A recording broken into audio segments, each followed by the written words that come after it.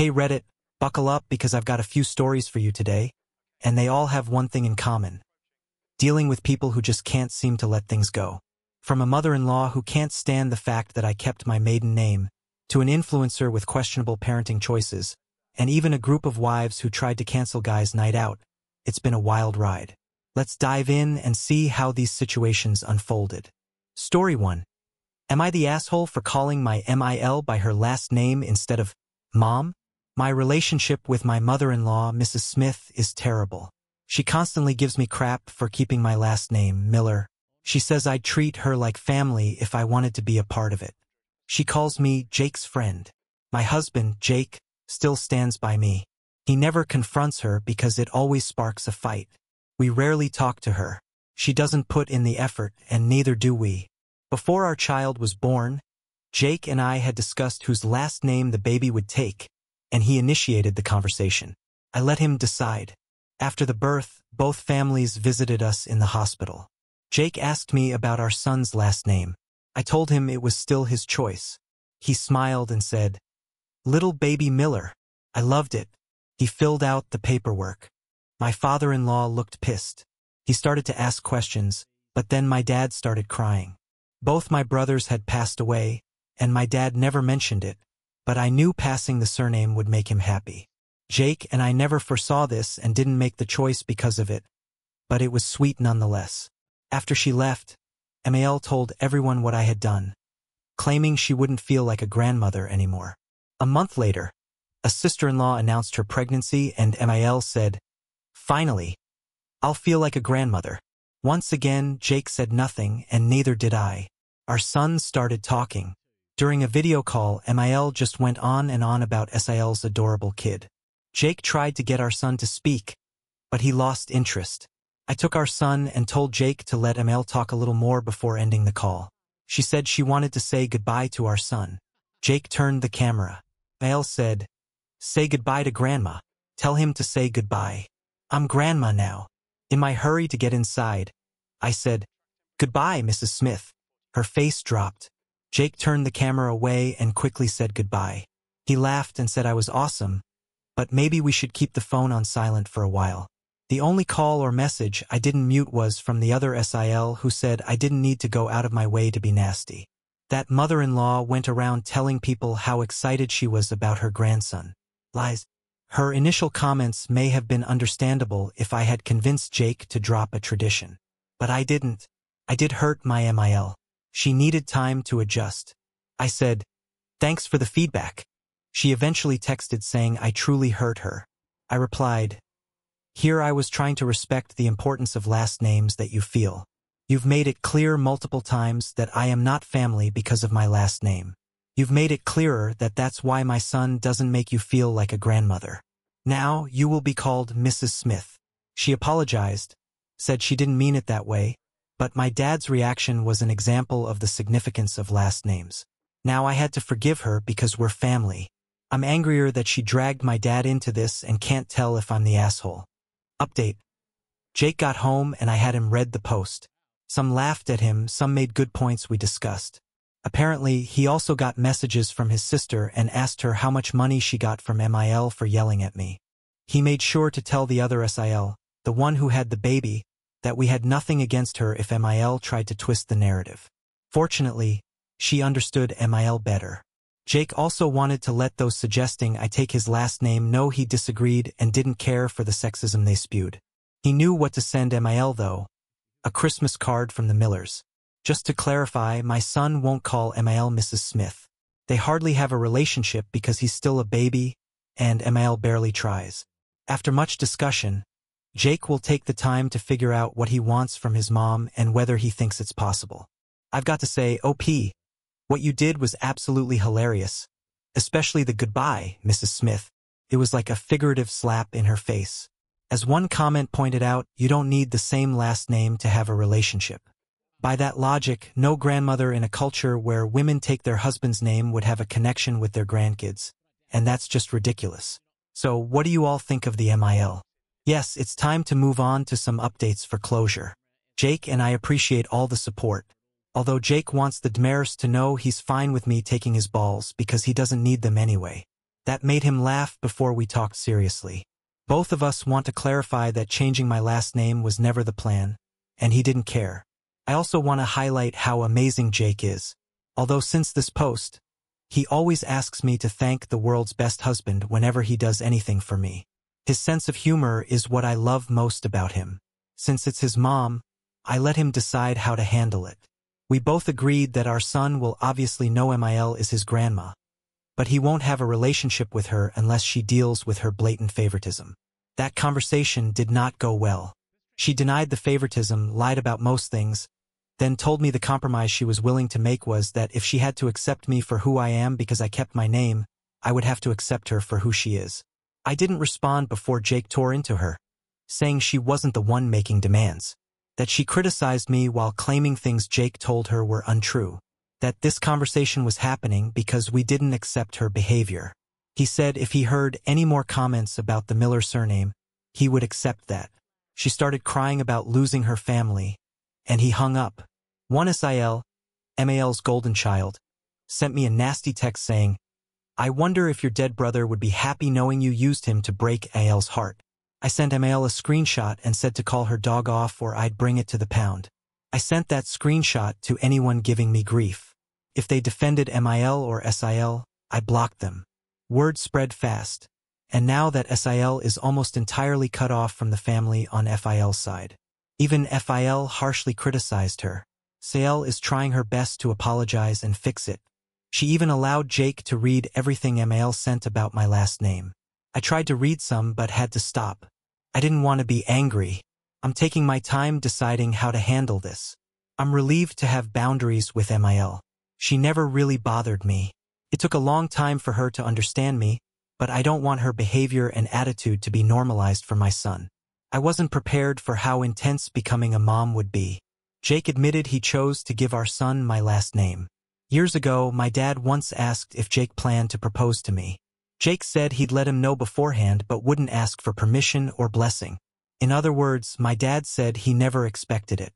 He wasn't concerned about gender roles but was happy to have another son.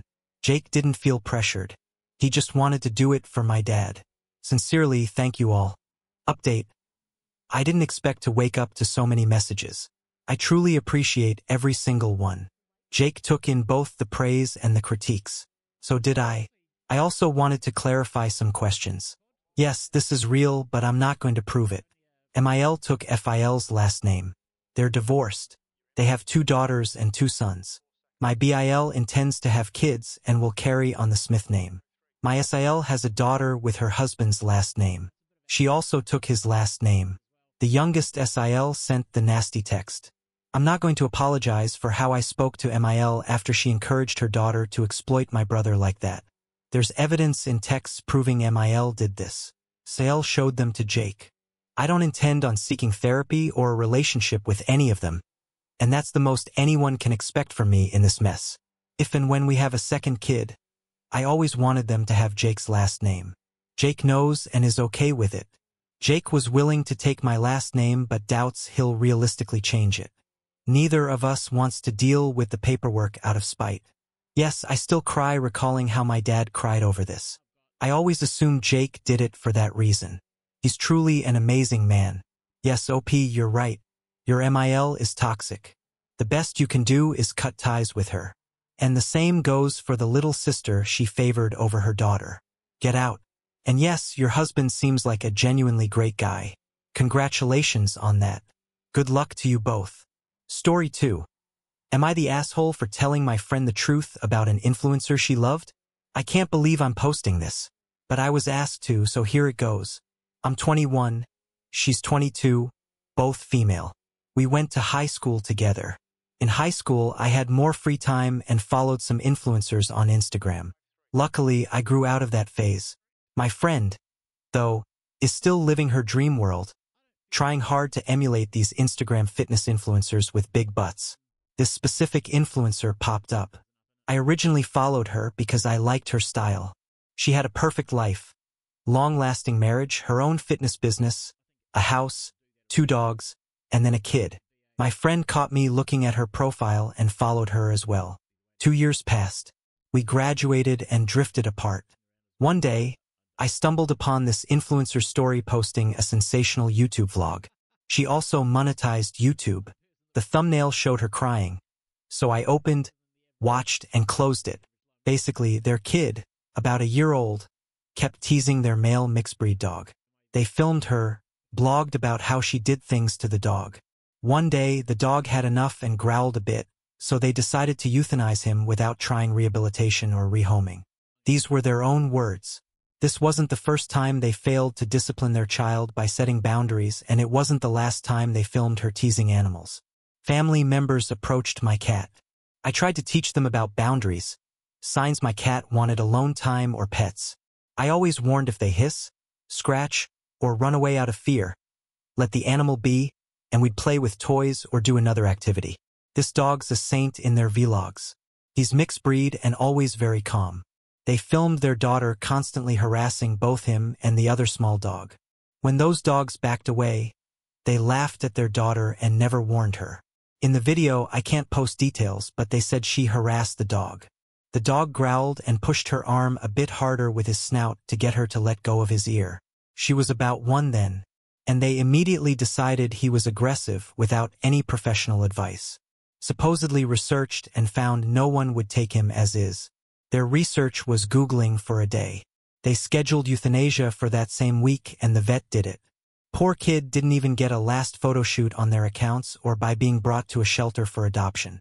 Their immediate decision was to end the dog's life, never discipline their child, or set boundaries.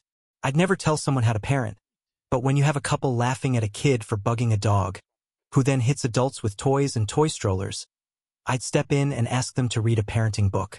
The kid throws constant tantrums and the mom keeps filming and posting her stories, mocking her. Oh, the poor nickname she gave her. Just like the vlog. In it, she kept filming the tantrum until the end. I'm sorry if I'm parent shaming. I can't fathom this parenting style or exploiting your kid for vlog views. I was livid. I stormed her Instagram. She blocks anyone not kissing her but deleting comments questioning the dog, twisting the entire story from the video. Apparently, the dog was vicious 24/7 for months and had to be put down. Normally, people remove the dog when it first happens, right? When she got tired of being called out, she deleted the video 4 to 5 hours after posting and commenting. I unfollowed on the spot. Back to pre-health crisis days, I ran into a friend who wanted to grab coffee. I was excited to catch up, but quickly disappointed. She's still stuck in her bubble, obsessed with Instagram model bodies, ignoring obvious cosmetic surgeries, Facetune, thinking it's all natural. The influencer I mentioned earlier was still on her follow list and she began showing me photos of her. I told her I no longer followed that influencer and explained why after being asked. Her eyes changed and her mood turned sour. She got pretty mad at me for ruining her view and calling me a liar. Some pages had mentioned it, so I knew I wasn't lying. She paid for the coffee and left, not talking to me since. Another high school friend wants us to hang out soon, and I don't know if I want to reconnect. Hey everyone, I felt compelled to provide an update since I've had requests and seen that some of you were curious about what happened after the initial meetup. I really appreciate all the comments, judgments, and personal insights, along with the conversations I've had with other commenters about my friend's behavior. P.S. I was not expecting this much response and traffic to my post, so thank you for that, along with the awards. A month has passed since the post. The friend who wanted us all to get together, let's call her flew home early. She's studying abroad. About 10 days after the post, due to quarantine, we postponed our online get-together to the following weekend. We talked to the friend about joining an online drinking game, and she refused. I asked her why, and the friend, explained that she thought we were all childish and immature. Why? Because she thinks we're jealous of women on Instagram who make a living as influencers. Sees it as her future career. She neglects her current studies and focuses more on Instagram. She locks and unlocks it every few days, deactivates at least twice a month, and throws her phone whenever she sees someone she thinks is prettier than her. She's back to her old self-destructive habits because she's obsessed. She's hurting herself over women who have cosmetic surgery and endless editing. I use Instagram for art and occasional activities. Has blocked me, so I can't contact her there or catch up with her. but maybe that's for the best. If she thinks we're immature when we just want to help, I'm sorry to say, but I was very worried, and I can't help those who refuse to help themselves anymore. The meetup/virtual reunion will go on with our group this weekend without her. Regarding the influencer, I'm not sure if my post got picked up on Instagram like some suggested, but the third friend in our group who knows about this fiasco sent me a screen grab. It was of the influencer stories, and guess what? She posted pictures of her kids snuggling another small dog. Then another story, talking baby talk. Oh, is that your best friend? And how cute are you two together? What a wonderful pair. 6 hours after my post. And then she posted a tantrum video of her daughter, mad at the dog for jumping off the bed and sleeping. She wanted to throw a ball at it while angry, and I heard the weakest, most passive no from the influencer. The child collapsed on the floor crying dramatically, like in movies. If she could see that and this scene, then hey lady, take care of that kid. Anyways, that's all. Nothing too big, but like I said, I wanted to update those who enjoyed the original post and wanted follow-ups. Hope everyone is staying as healthy and safe as possible. Story 3. Am I the asshole for not siding with the other wives? I've been with my husband for 6 years, married for 2. We don't have kids and don't plan to. My husband, 27, and his friends, 32, have been buddies since elementary school. After college, they all moved back to the same area, and some even rented a house together until they started dating and moved out. They kept up with guys' night out almost every Friday until lockdowns happened. They restarted a few months ago when restrictions eased, and most of the guys started getting tested regularly for work. One guy is single, let's call him B, remaining in the group, and they meet at his house, hanging out in his garage with beers and chatting. I never had an issue with my husband, W, going to guys' nights. He finishes work at 5 p.m., and he's usually home by 8 p.m. every Friday. He never drives home drunk, and if he drinks too much, I don't mind picking him up. We live the farthest from B's house, roughly 15 minutes away. All the other guys live within walking distance to B's. I usually bake cookies or other snacks for him to share, and I don't mind driving other guys home if needed. If we have plans or something, he doesn't go. Since guys' night returned, the other wives have started complaining. We're friendly but not close like the guys. We tried having a girls' night, but most have kids, and we don't share much beyond our husbands. It's awkward. One guy, A, married to F, has a 1-year-old. F was particularly vocal about not wanting A out every Friday because she wanted help at home. The other wives backed her and started a group chat asking us to present a united front to cancel guys' night. Here's where I might be the asshole. I refused to side with them. It gives me time to unwind after work, and it's part of my routine. So, when the other wives told their husbands they didn't want guys' night anymore, I told W I didn't feel that way and he should keep going. He enjoys it and should see his friends regularly. So, after the confrontation, the other men started saying, why can't you be chill like W's wife or she lets him go? She even makes cookies for us and picks him up, etc. He apparently commented he wished he were still single like B. He could do whatever he wanted and missed that. All the other wives are mad at me, saying if we were a united front like they planned, guys' night would be canceled or less frequent, like once a month. So, am I the asshole? After reading all the responses together, W and I decided it would be best for him to confront his friends, especially A. He told them it wasn't okay to try and blame me to their wives and that their wives, especially those with kids, also needed and deserved time for themselves. According to the men, all the wives already had time to themselves without kids every week, with A's wife, F, having the most time. She works until 4 p.m. but doesn't pick up their child until 7 p.m. each day. She has a fitness class 3 times a week and a girls' night every Wednesday, where she doesn't come home until 10 or 11 p.m. Picks up the baby on Wednesdays. W and I hosted a small, socially distanced meetup in our backyard to clarify things. I confirmed what the guys said about the wives having their time, and the wives acknowledged they did, whether it was for manicures, gym hours, book clubs, etc.